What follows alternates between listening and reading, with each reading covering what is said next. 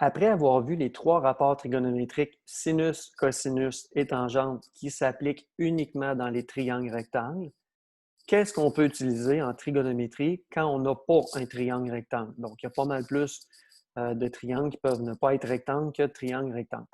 Alors, il y a deux lois. On voit la première, la loi des sines. La loi, si on a un triangle ici comme ça, qu'on intitule ABC, on a nommé aussi la mesure des côtés. Donc, la mesure de ce côté-là, c'est petit a, tout simplement parce que c'est le côté opposé à l'angle A. L'opposé à l'angle C s'appelle petit c et l'opposé à l'angle B s'appelle petit b. Donc, c'est comme ça qu'on les a symbolisés. Donc, c'est parti. Alors, je vous présente la loi des sinus. Évidemment, il y a deux égales. Donc, quand on utilise la loi des sines, ce n'est pas nécessaire de l'utiliser les trois rapports qui sont là. On peut uniquement en prendre deux, ceux qui nous conviennent. Essentiellement, c'est A, la mesure du côté A sur le sinus de son angle opposé est égale à la mesure du côté B sur sinus de l'angle B, qui est aussi égale à la mesure du côté C sur l'angle C, le sinus de l'angle C. C'est ça, les trois rapports qui nous déterminent la loi des sines, et c'est comme ça qu'on l'utilise. On aurait pu évidemment inverser tout ça. Donc, dire que c'est sin de A sur A, qui est égal à sin de B sur B, qui est égal à sin de C sur C. Ça aussi, ça aurait été valable comme loi des sinus. On détermine dans un exemple comment on utilise la loi des sinus. Alors ici, ce qu'on a, c'est un triangle ABC. On a les deux mesures et on a un angle. Ce n'est pas un triangle rectangle. Malheureusement, je ne peux pas utiliser non seulement les théorèmes de Pythagore, mais encore moins aussi les rapports trigonométriques sin-costan. On se rabat sur la loi des sines. Alors ici, ce qu'on a fait, on a utilisé une partie de la loi des sines. On a le droit de faire ça, évidemment, ça ne sert à rien d'utiliser tout parce qu'on a l'angle B avec son côté opposé petit b et on a l'angle C avec son côté opposé qui est petit c. Alors ici, si on veut déterminer la mesure de l'angle B, c'est ça qu'on cherche. Donc B par rapport à ça et l'angle C par rapport à 5. Dans les quatre éléments qui sont là, il nous manque l'angle B, donc il nous manque une seule donnée, donc je vais l'utiliser. Alors, on change les valeurs des variables par les nombres qu'on a dans notre problème. Et maintenant, ce que je vous recommande, c'est d'aller évidemment changer la valeur du sinus ici immédiatement en nombres décimaux. Sinon, on peut le faire aussi à la fin sans problème. Une fois qu'on a ça, comment on défait des fractions? Donc, lorsqu'on a uniquement fraction égale fraction, qu'il n'y a pas d'addition et de soustraction de termes à côté, on peut utiliser la loi, la règle qui détermine le produit des extrêmes égal au produit des moyens. Donc, ce qu'on fait dans ce temps-là, pour le répéter, on fait ça multiplié par ça, égal à ça multiplié par ça. C'est pour ça qu'on retrouve le sinus de B maintenant ici. Une fois qu'on a fait ça, bon, on fait juste simplifier, tout simplement. Et on peut diviser par 5 ici pour uniquement avoir le sinus de B qui est là. Finalement, on obtient à gauche 0,7762.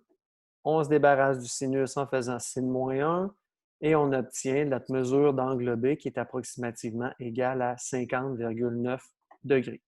Alors voilà une utilisation de la loi des sines. Un deuxième exemple, la mesure du côté B. Donc la mesure du côté, BC.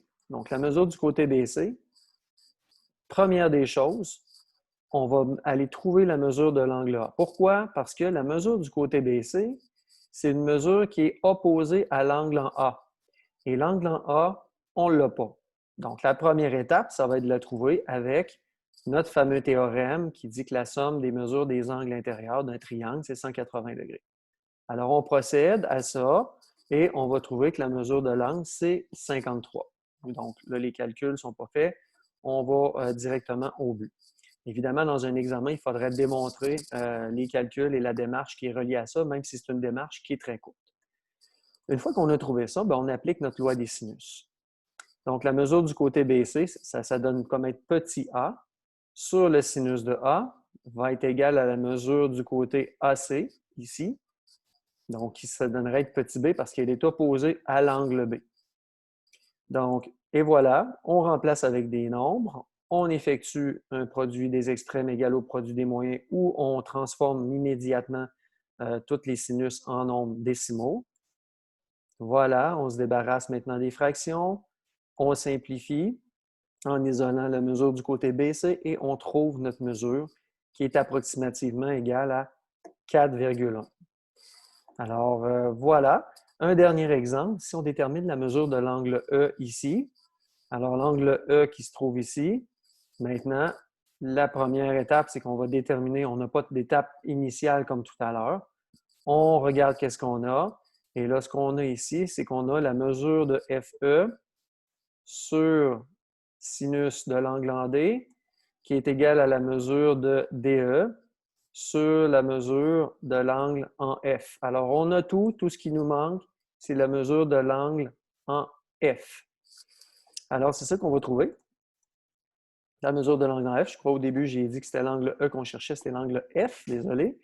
Alors, on y va, on transforme ça. On peut tout garder, contrairement à tout à l'heure, au lieu de tout transformer nos sinus en nombre à virgule. On peut tout garder ensemble. Ça donne une valeur, des fois même, qui est plus précise. Évidemment, là, on était plus vite, donc on a uniquement trouvé la mesure de l'angle F en faisant sin moins 1 de F pour enlever le sinus devant le F.